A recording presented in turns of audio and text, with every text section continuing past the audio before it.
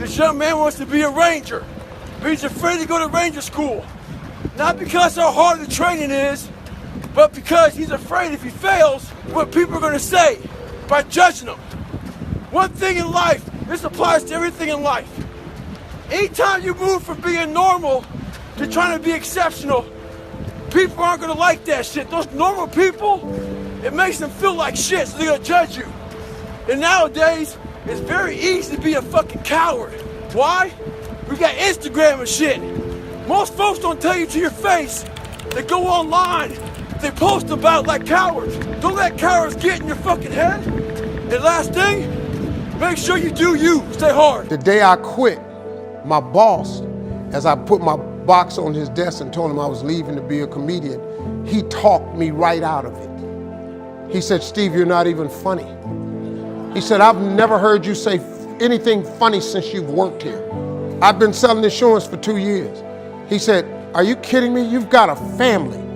You put that stuff back on your desk and I'll give you your job back. But don't you ever come in here again with something ridiculous. You're gonna be a comedian. We live by the narrative of other people. When I first called a recruiter to be a Navy SEAL and I was 297 pounds, the first recruiter looked at me and said, you're not gonna be able to make this, man. So what he was doing was he's projecting his energy on me. He knew he couldn't be a fucking Navy SEAL. So God help this black guy, because I was only the 36th African American to make it through in over 70 years. How's this black fat guy gonna make it through in my ass? He wouldn't even want to try.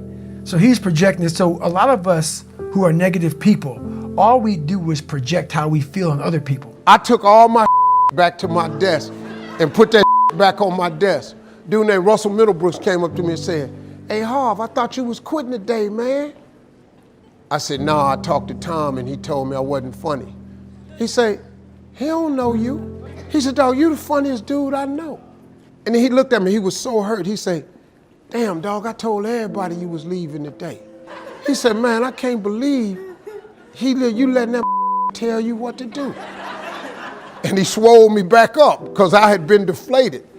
And I took that box right back in and I said, Tom, hey man, I'm really funny, I'm gonna make it. He said, I'll tell you what, you leave out this door, don't ever come back in here again. So I tried to shake his hand. I said, I'm not shaking your hand. He said, you're making a huge mistake leaving your family out like this. He was right, I became homeless. One time I was at Pizza Hut, sitting eating with a bunch of kids.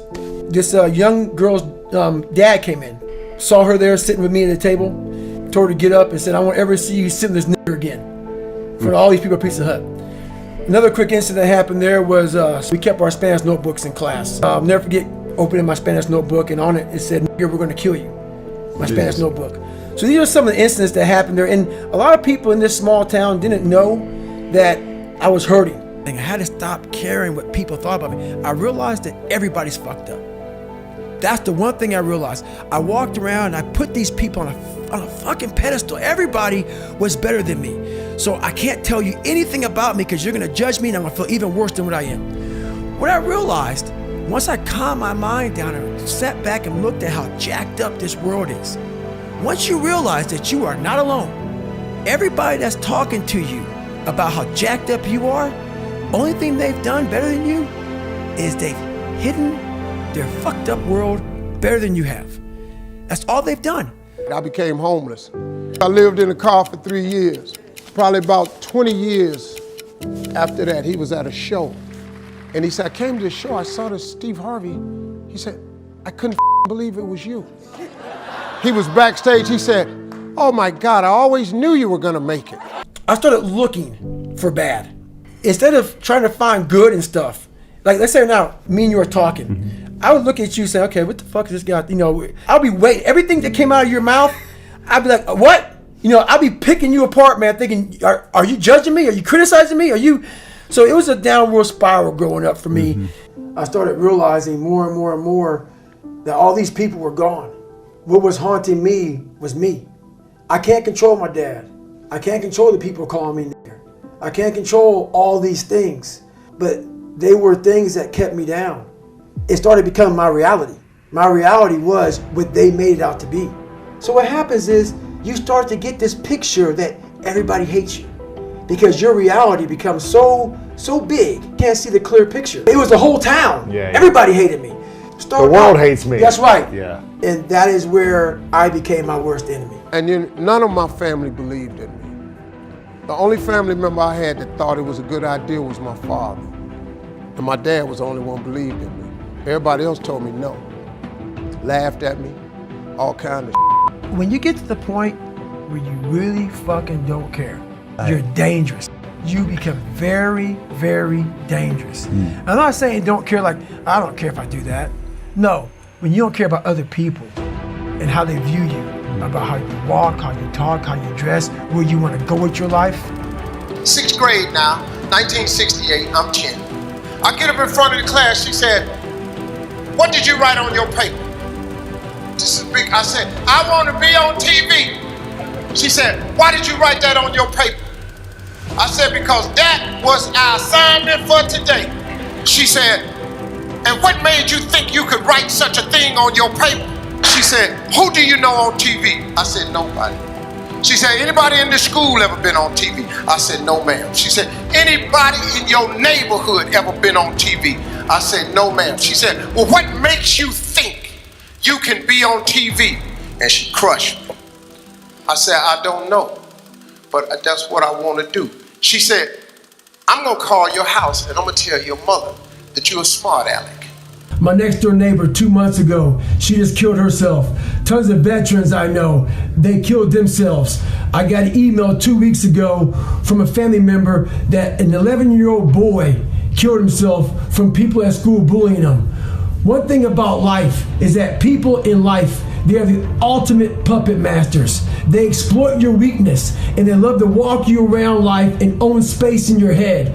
One of the biggest ways to cut those strings and walk on your own 2 fucking feet to your own destination in life is to build self-respect, self-esteem, self-discipline, all those things. Stay hard is not just about going to the fucking gym.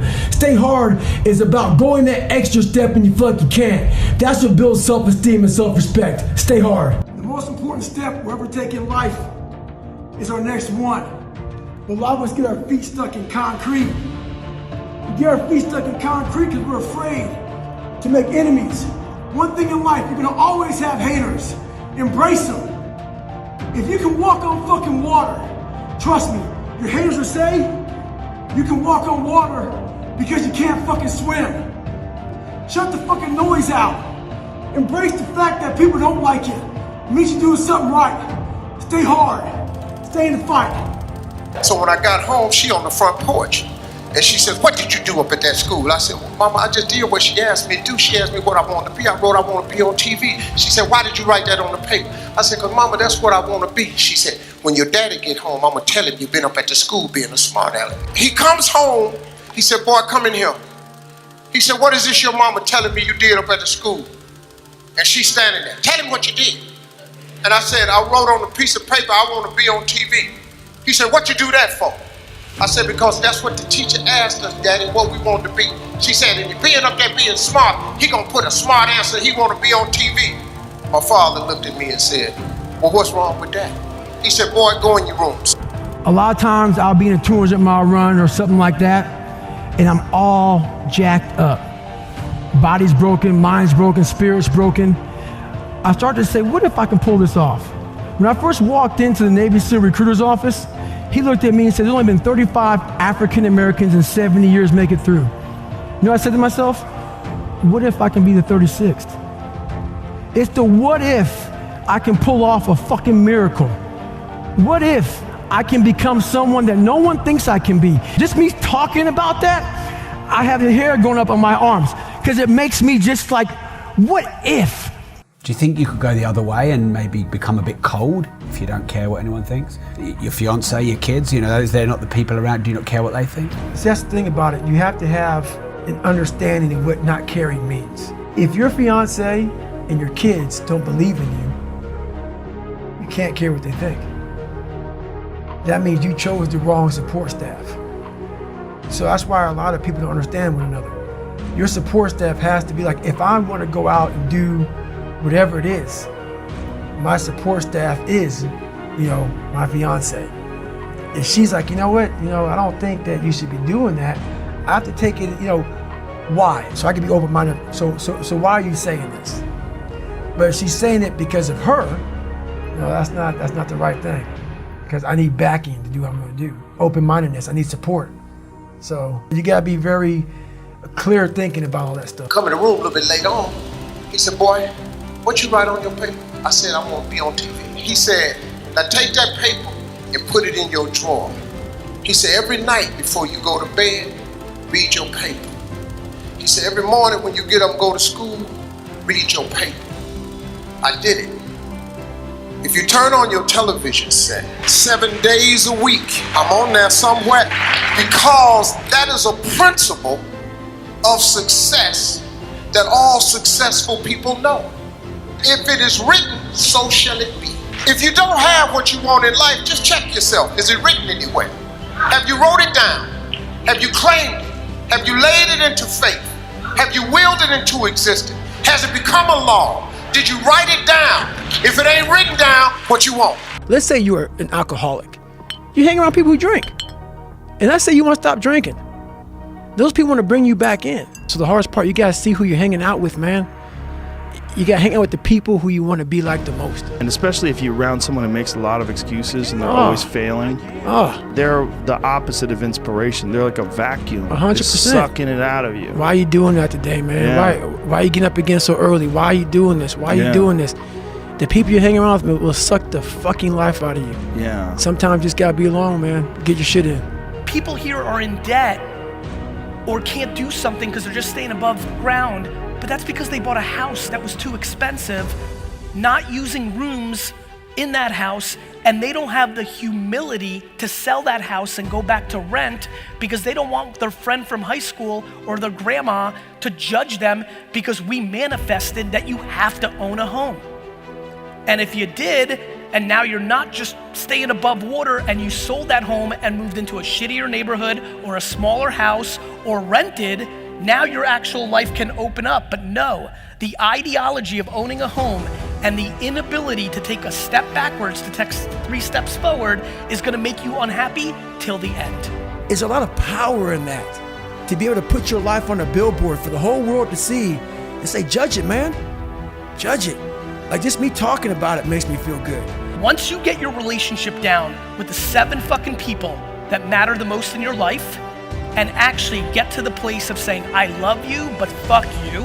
And once you get to that same relationship over here, which is super simple, I'm not sure I even know you, and fuck you. Now, don't confuse fuck you. I roll with empathy and compassion and sympathy. This isn't fuck you for hate. This is I'm not willing to live my life under your judgment of what life is. With success in life comes more haters. Don't make them hurt your feelings. Use them for fuel. Use them for energy. In times of need, put them on the fucking mental Rolodex in your mind. And when you don't want to do shit, roll through your brain. Pull up that motherfucker that you need. That person who said you couldn't do something. Weren't fast enough, good enough, smart enough, where the fuck it may be. Use it for energy. Instead of killing them with kindness, torch them with fucking success. In life, we have to continue pushing past the odds.